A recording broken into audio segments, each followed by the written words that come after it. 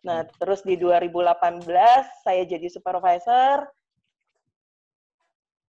Visi saya cuma satu, saya mau ciptakan Christine yang berikutnya. Saya bisa jualan banyak, saya punya motivasi yang tinggi, saya punya semangat yang tinggi, saya nggak pernah menyerah. Saya mau yang ada di tim saya maupun siapapun, harus bisa seperti Christine yang ada saat ini. Jadi di 2018, di 2019, saya jadi the best supervisor segrup. Lalu di 2019-nya itu, puji syukur, jadi salah satu yang terbaik di nasional. Halo semuanya, jumpa lagi dengan saya Renat Praharsa dalam acara kita MDI Talk. Pada kesempatan kali ini kita kedatangan seseorang yang sangat inspiratif dan sangat saya harap kita bisa belajar banyak dari beliau. Beliau ini adalah salah satu supervisor di perusahaan otomotif di Indonesia yang terbesar, salah satu yang terbesar di Indonesia, dan beliau adalah salah satu yang terbaik di Indonesia karena di tahun 2019 ya, Christine ya? 2019. 2019 salah satu yang supervisor terbaik satu nasional, jadi satu Indonesia. Gitu. Dari sekian banyak, beliau ini salah satu yang terbaik. Gitu. Halo, Christine, apa kabar? Halo, Pak Ray. Baik. Halo, ya.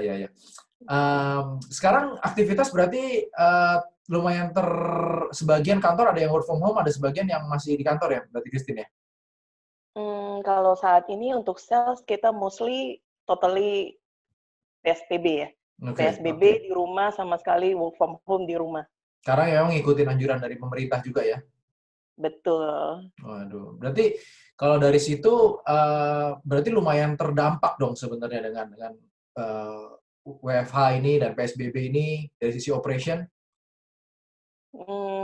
Sangat ya Pak ya, itu pun sudah mulai dari bulan sebelumnya. Iya. Oke, good. Yang mudah-mudahan kita bisa berharap ini cepat selesai dan juga balik ke normal supaya kita bisa sama-sama balik lagi amin. Untuk ngejar target lagi ya, Christine ya. Oke. Paling aku mau nanya nih langsung ke pertanyaan pertama. Boleh diceritain nggak, Christine dulu awal mulanya jadi sales dan juga jadi SPV itu ceritanya gimana sih perjalanannya? Apakah ini memang sesuatu yang dicita-citakan atau memang gimana perjalanannya? Baik, thank you Pak Rey.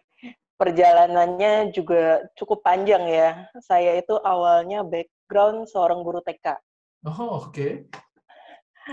Guru TK itu selama 4 tahun, lalu hijrah ke Jakarta di 2008, coba-coba di dunia otomotif.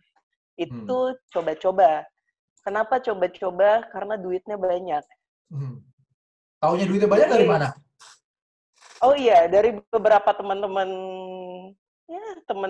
kuliah ada di dunia otomotif ya. Jadi saya lihat, wow, lumayan ya dengan effortnya dan kepuasan pada saat terjual unit-unitnya.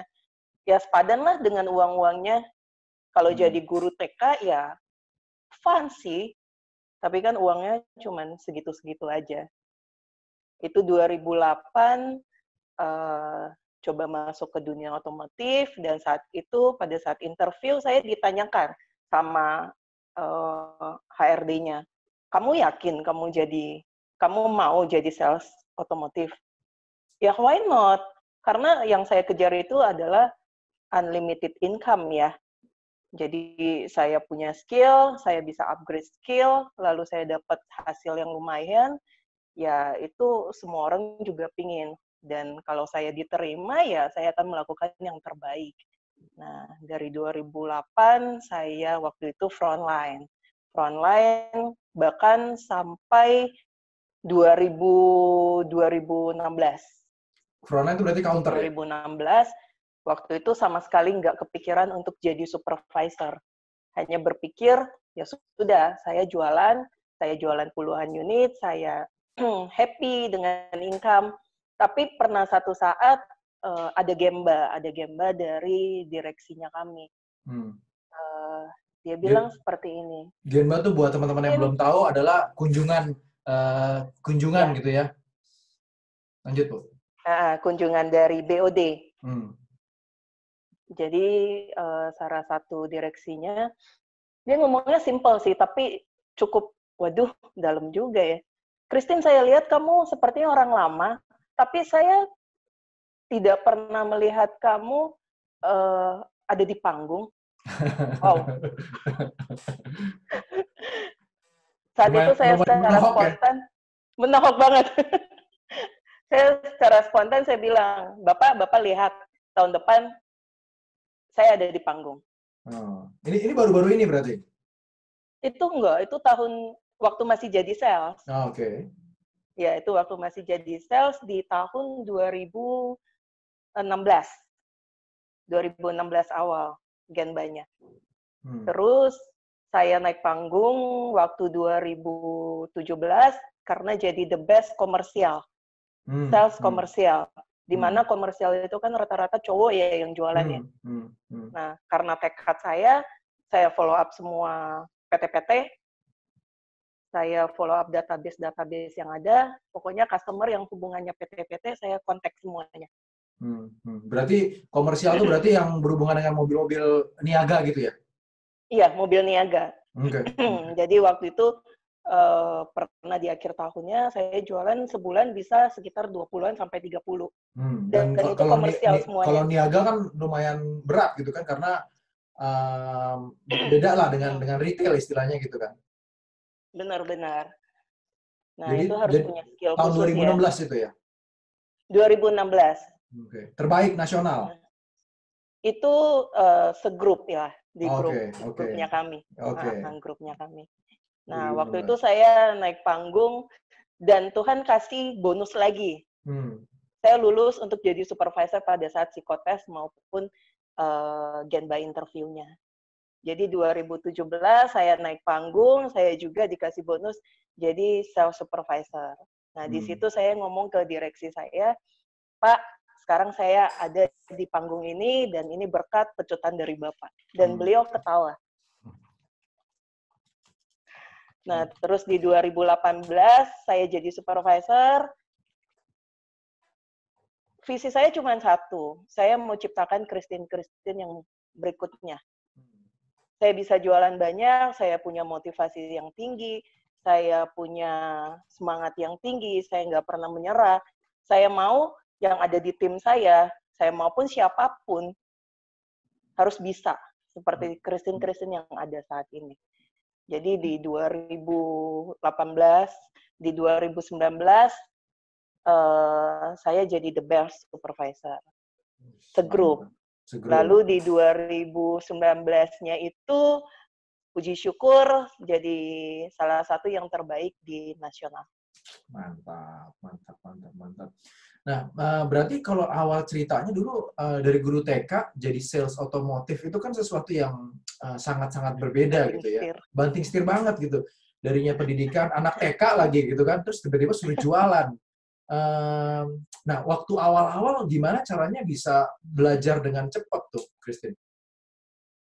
Kebetulan waktu sebagai guru TK, saya juga ada join di multi-level ya. Oke. Saya ada join di salah satu multi-level. Di situ saya tahu bahwa marketing itu butuh link. Marketing itu butuh link, butuh skill. Dan waktu nggak nyampe 1 tahun, saya berhasil jadi leader di sana. Nah, ilmu-ilmu marketing saya dapat dari multi-level. Begitu saya masuk ke dunia otomotif, untuk belajar knowledge, untuk belajar pendekatan ke customer, ya itu hanya dipoles-poles dikit saja sih. Oke. Jadi memang background dari sebelumnya juga bantu, jualan-jualan juga, terus setelah itu bisa beradaptasi dengan yang jualan di otomotif juga. Nah, selanjutnya saya pengen coba diskusi terkait Christine ini kan ya perempuan di dunia otomotif itu kan tidak terlalu banyak lah didominasi oleh pria-pria gitu kan. Apalagi perempuan kan biasanya kan nggak gitu tahu tentang mobil nih, yang namanya fitur-fitur mobil, otomotif, ABS, SRS, itu kan semua kan sesuatu yang asing gitu. Nah, gimana caranya waktu itu Christine bisa mulai ngapalin, dan memang kan teknik jualan MLM di multi level gitu. Tapi kan kalau teknis produk gimana cara waktu itu belajarnya? Kalau produk mau tak mau kita harus belajar ya, karena nilai jual satu produk itu, keunggulannya itu ya kita harus sampaikan ke customer. Bukan hanya kita aja yang tahu, tapi customer juga harus tahu. Untuk belajar rasanya nggak susah, karena kan kita pada zaman itu juga udah dikasih beberapa katalog, bahkan test drive juga udah bisa.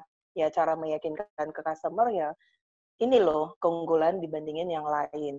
Yang paling penting adalah keselamatannya, safety-nya. Nah, itu yang selalu saya jual. Sehingga customer bukan hanya hobi, bukan hanya butuh, tapi safety-nya itu yang paling penting. Selalu saya tekankan ke customer untuk produk otomotif. Dan waktu zaman dulu mungkin belum se-establish sekarang dari sisi pembangunan. Kalau sekarang kan mungkin udah ada proses orientasi atau onboarding sebutannya yang udah lebih terstruktur. Zaman dulu mah belum ada ya, Iya, Kristen iya. ya?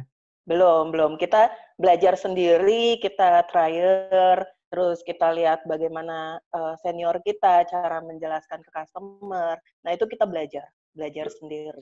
Berarti harusnya yang sekarang-sekarang ini harusnya bisa lebih baik lagi ya, Kristen ya? Oh iya, tentu. Kalau saat ini, kalau yang namanya product knowledge itu, wah, semua media udah sangat luar biasa sekali. Oke. Menarik, jadi sempat ikut beberapa kali kontes, dipacu oleh atasan BOD gitu ya, waktu Genba. Nah, menariknya kan berarti tahun 2008 tadi mulai jadi sales ya? 2008 akhir. 2008, setelah itu fokus juga sempat ke komersial.